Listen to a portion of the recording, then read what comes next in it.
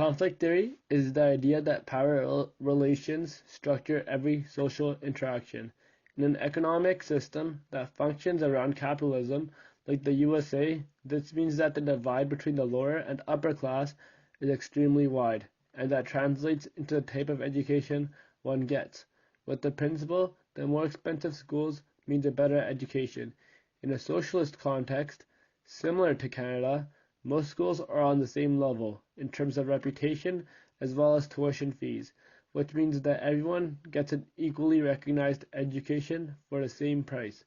In the social capitalist countries like Switzerland, education is mostly very affordable, except for private post-secondary institutions, which charge terrifyingly high tuition. In light of those specific national differences, degrees from each country do not translate globally because the system in which they are embedded are not compatible.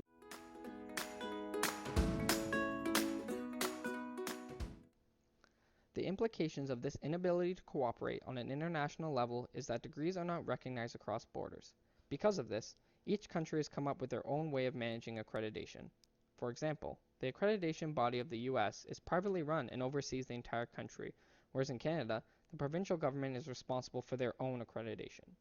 The lack of international cooperation further segregates the world and limits cultural exchange, international learning, and diversification.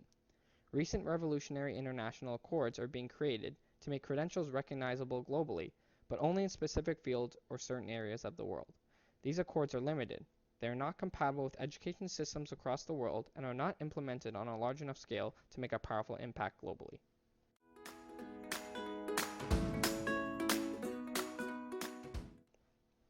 As we move towards a rapidly developing technological age, online learning has become a new cornerstone for educational development.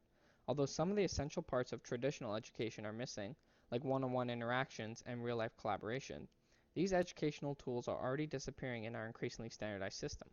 What is most important is these technologies allow us to pursue degrees and attend classes outside of the range of what would be traditionally possible.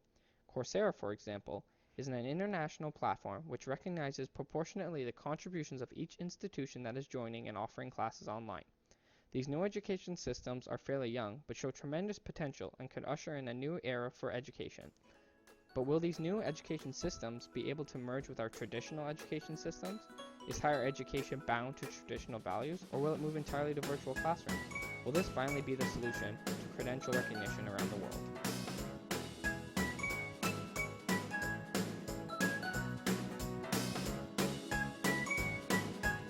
Created using Powtoon.